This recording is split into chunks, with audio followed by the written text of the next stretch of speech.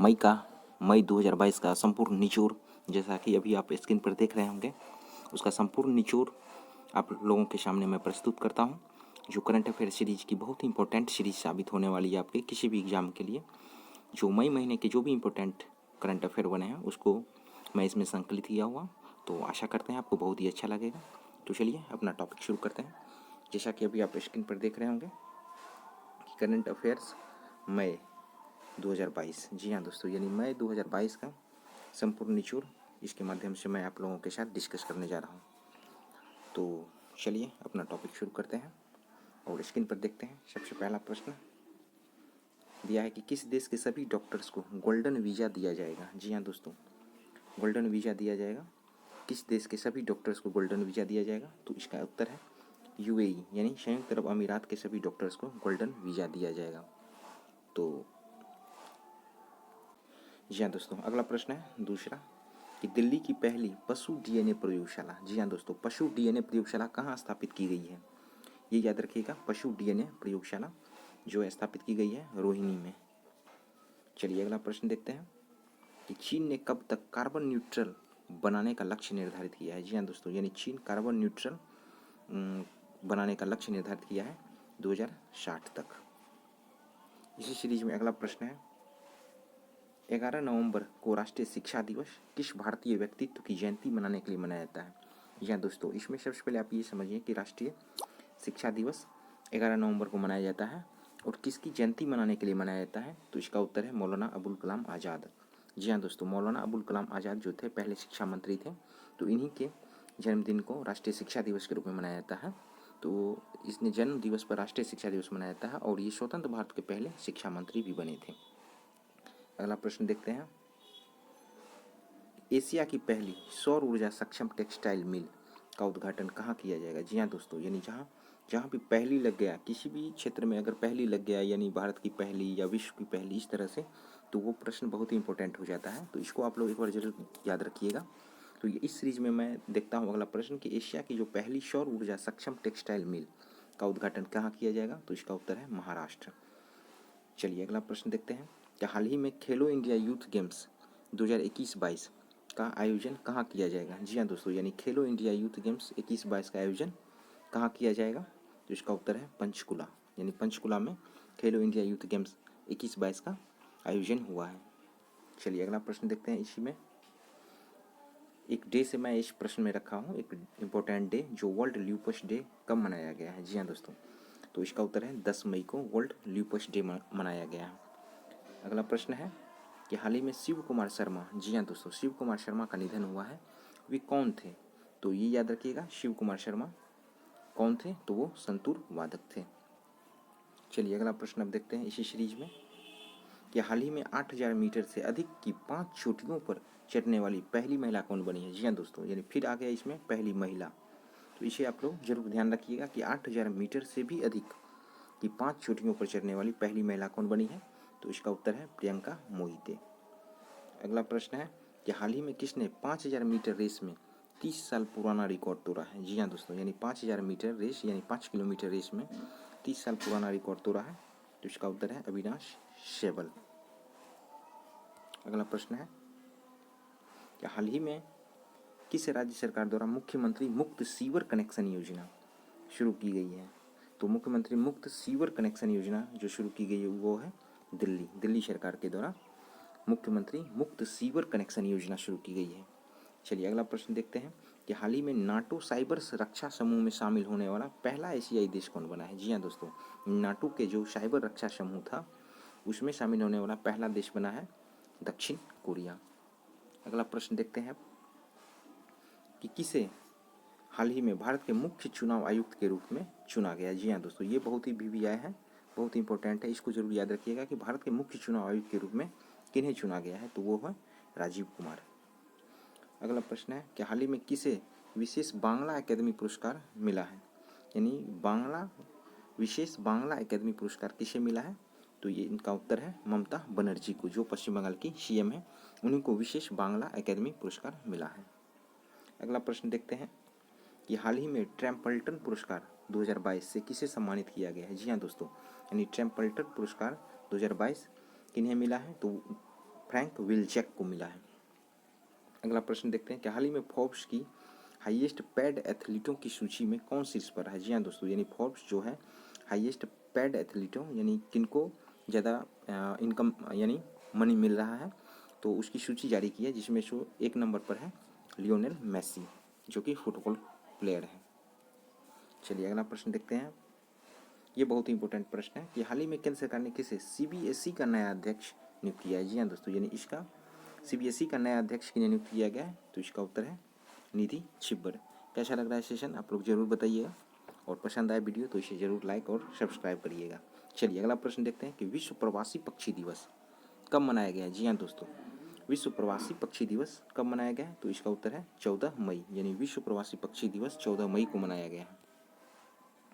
अगला प्रश्न देखते हैं कि हाल ही में किस देश की नर्स अन्ना कबाले डुबा दुनिया की सर्वश्रेष्ठ नर्स बनी है। जी हाँ दोस्तों, यानी दुनिया की सर्वश्रेष्ठ नर्स कौन बनी है, तो अन्ना कबाले डुबा, और ये कहाँ की है, तो इसका उत्तर है केन्या, ये केन्या की है।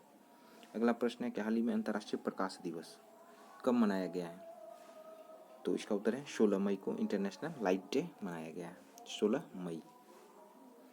अगला प्रश्न है कि हाल ही में किसे बैंक ऑफ इंग्लैंड के सदस्य के रूप में नामित किया गया है। जी हाँ दोस्तों, बैंक ऑफ इंग्लैंड यानी इसके सदस्य के रूप में नामित किया गया है डॉक्टर स्वाति ढिंगरा को, बैंक ऑफ इंग्लैंड के सदस्य के रूप में नामित किया गया है। हाल ही में किस राज्य सरकार द्वारा ई अधिगम योजना को शुरू किया गया है। जी हाँ दोस्तों, ई अधिगम योजना किस राज्य सरकार के द्वारा शुरू किया गया है, तो इसका उत्तर है हरियाणा। चलिए अगला प्रश्न देखते हैं इसी सीरीज में कि हाल ही में एलिजाबेथ बोर्न किस देश की पहली महिला प्रधानमंत्री बनी है। जी हाँ दोस्तों, यानी फिर आ गया देश की पहली महिला, तो इसे आप जरूर इम्पोर्टेंट मानकर याद रखेंगे। और किसी भी देश की यानी हाल ही में एलिजाबेथ बोर्न किस देश की पहली महिला प्रधानमंत्री बनी है, तो ये फ्रांस की बनी है एलिजाबेथ बोर्न। अगला प्रश्न है कि हाल ही में किस देश की टीम ने थॉमस कप 2022 जीता है। जी हाँ दोस्तों, ये याद रखिएगा, थॉमस कप 2022 किस देश ने जीता है, तो इसका उत्तर है भारत, जो कि इंडोनेशिया को हराकर जीता है। चलिए अगला प्रश्न देखते हैं, हम लोग क्विक रिवीजन कर रहे हैं। हाल ही में किसने BWF उबेर कप का खिताब जीता है। जी हाँ दोस्तों, तो वो था थॉमस और उबेर दोनों बैडमिंटन खेल से संबंधित है, तो BWF उबेर कप का खिताब किसने जीता है, तो इसका उत्तर है दक्षिण कोरिया, जो कि चीन को हराकर जीता है। अगला प्रश्न है कि हाल ही में हसन शेख मोहम्मद किस देश के राष्ट्रपति चुने गए हैं। जी हाँ दोस्तों, हसन शेख मोहम्मद किस देश के राष्ट्रपति चुने गए, तो इसका उत्तर है सोमालिया, यानी सोमालिया के राष्ट्रपति चुने गए हैं हसन शेख मोहम्मद। अगला प्रश्न देखते हैं दोस्तों, ये सीरीज आपको BSSC CGL या भिन्न भिन्न प्रकार के प्रतियोगी परीक्षा में बहुत ही फायदेमंद साबित होगा, तो इसे आप लोग जरूर एक बार जरूर देखेंगे। और क्विक रिवीजन करवा रहा हूँ। हाल ही में विश्व दूरसंचार और सूचना समाज दिवस कब मनाया गया है। जी हाँ दोस्तों, यानी विश्व दूरसंचार दिवस और सूचना समाज दिवस, ये दोनों इम्पोर्टेंट डे जो है मनाया गया है 17 मई को।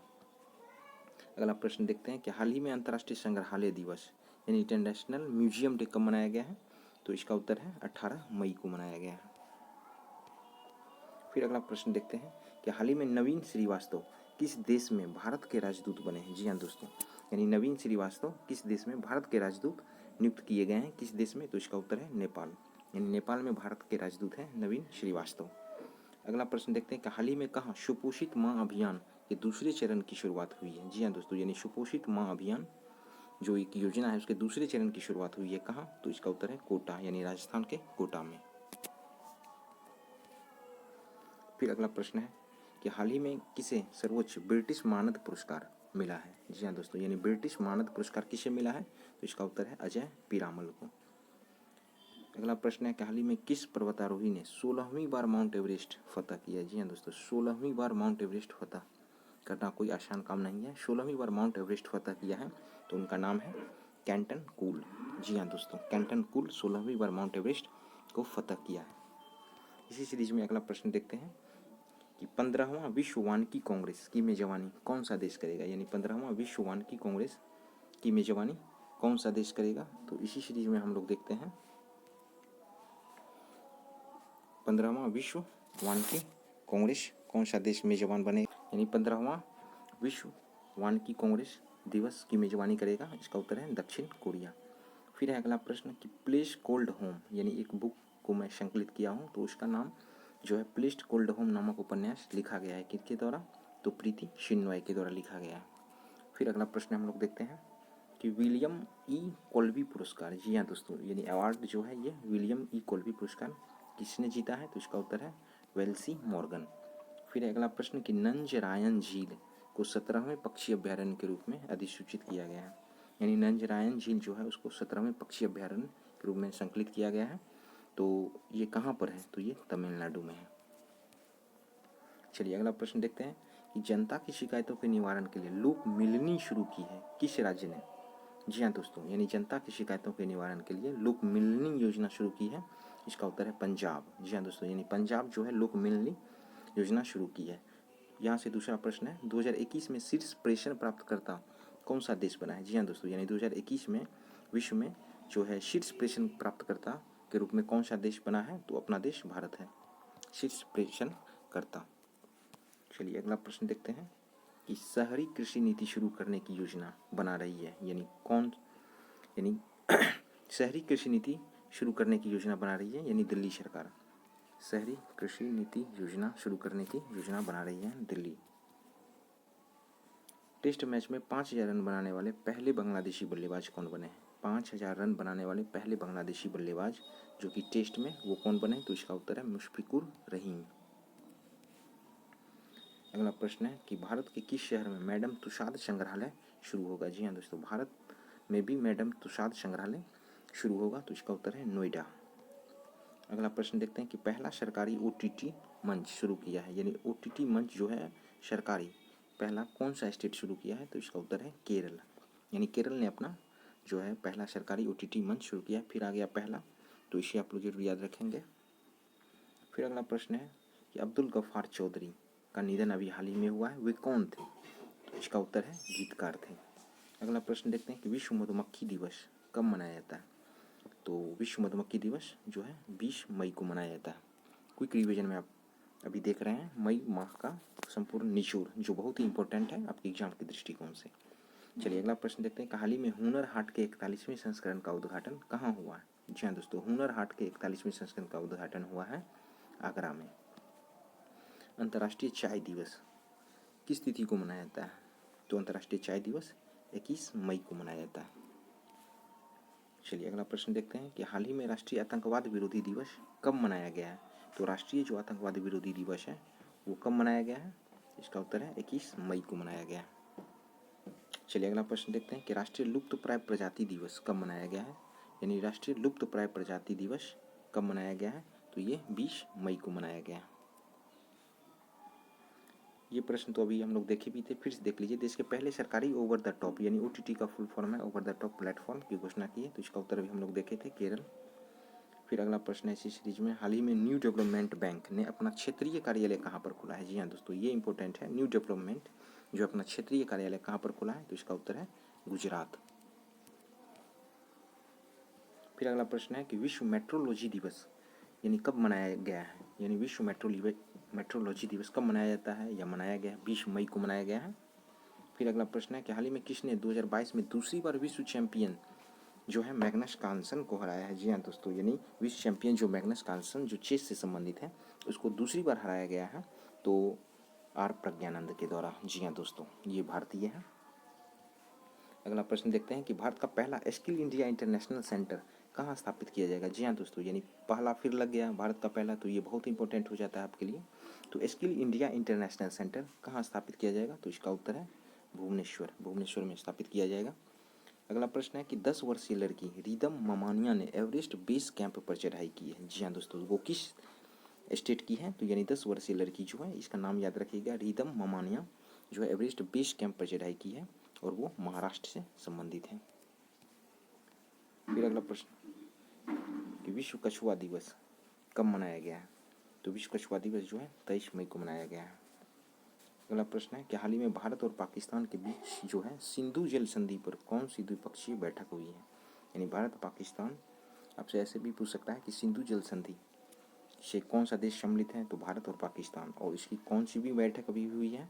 तो 118वीं बैठक अभी हुई है।